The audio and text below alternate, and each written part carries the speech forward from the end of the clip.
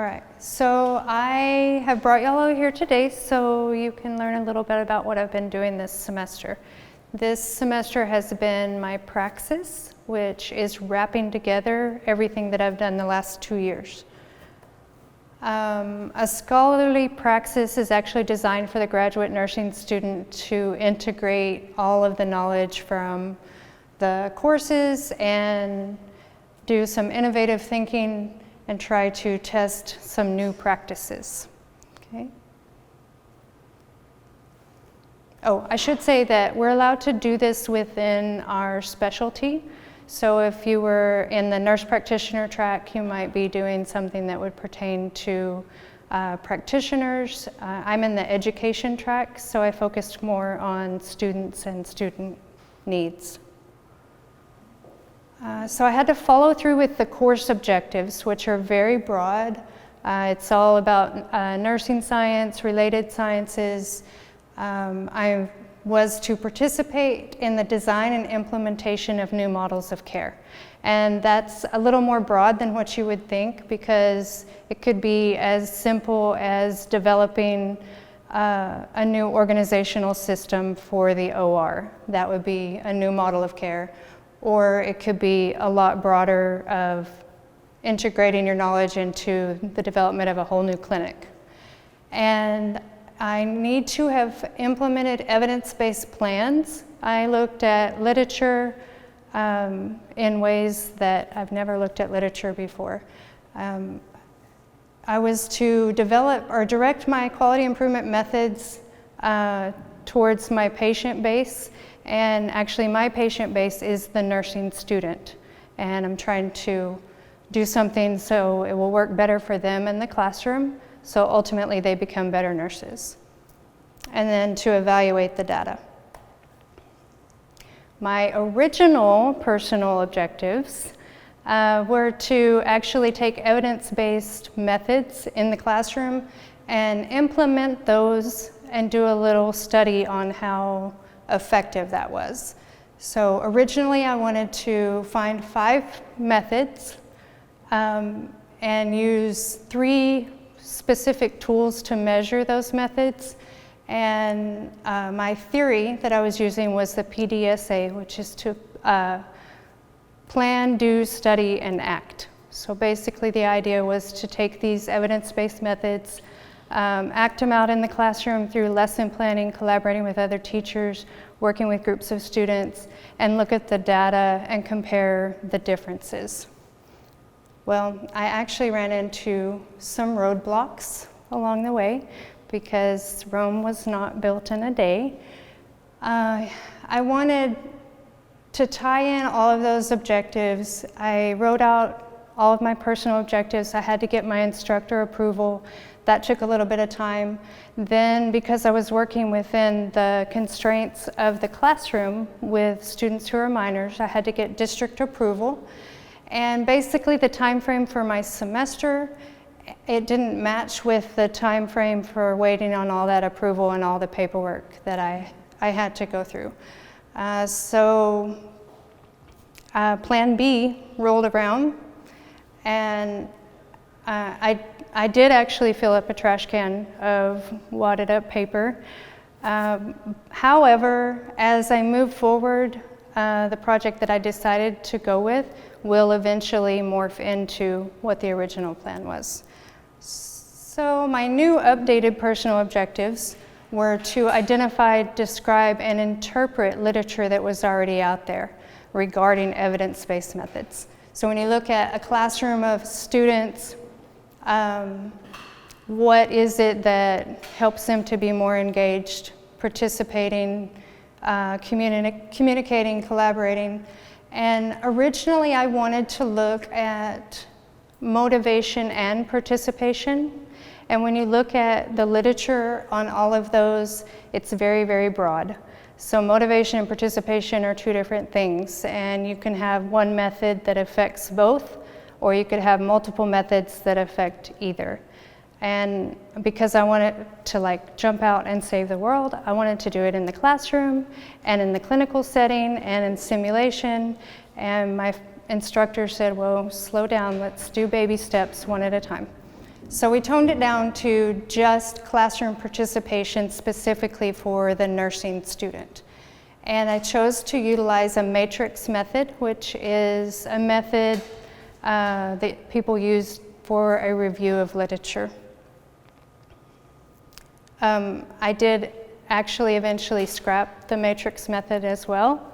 And I hope this, like, all along the way, you're not like, gosh, she just really didn't do anything. But it just kind of shows that when you're going along and you're working on something and it doesn't work, that it's okay to move to something different. And I developed my own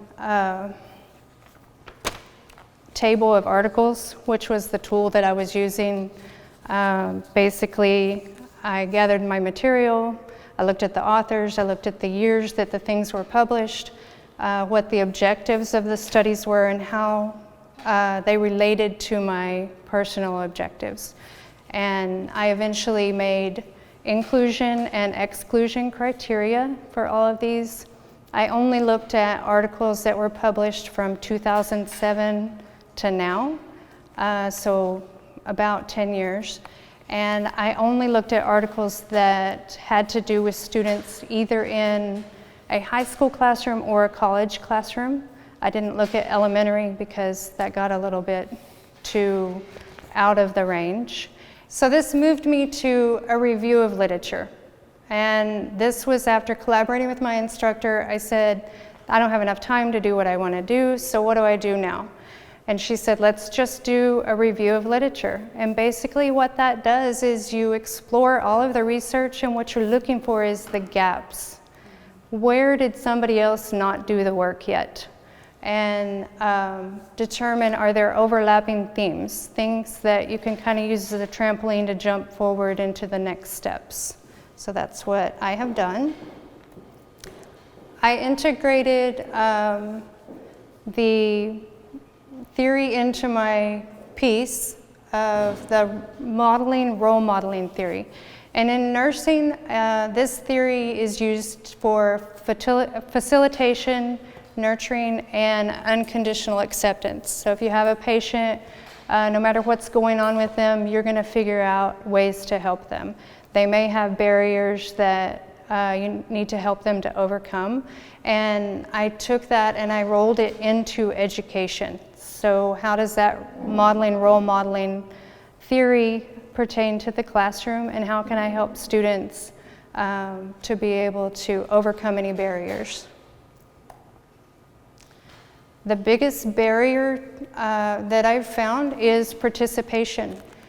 However, it was noted in the literature that whether you're the teacher or the student, your view and your definition of what participation is very different. So what does it mean to participate in the classroom? What does it mean for you to participate in the classroom? To work in group discussions or anything that the teacher does. Okay, so do the work in group discussions. And so from an instructor point of view, what does it mean to you for a student to participate in the classroom? Communicate with each other. I think communication is a big part of participation on both sides, facilitator, instructor, and student.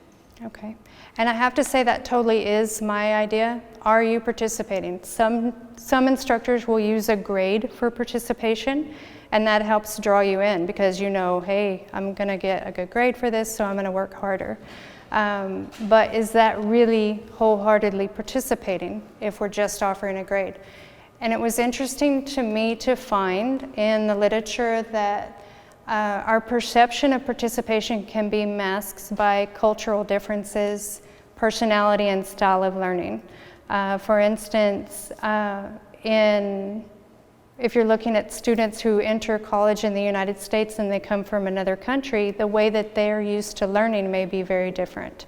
So Asians are typically entered into the classroom and they're very quiet because it's disrespectful to ask questions of the instructor. It's viewed in their culture as being, like overriding what the instructor says. So they're going to be, by nature, more quiet.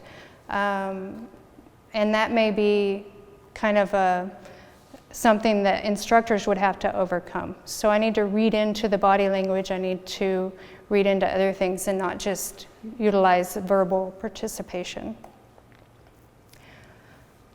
Technology is kind of a double-edged sword. There's positives and negatives to technology.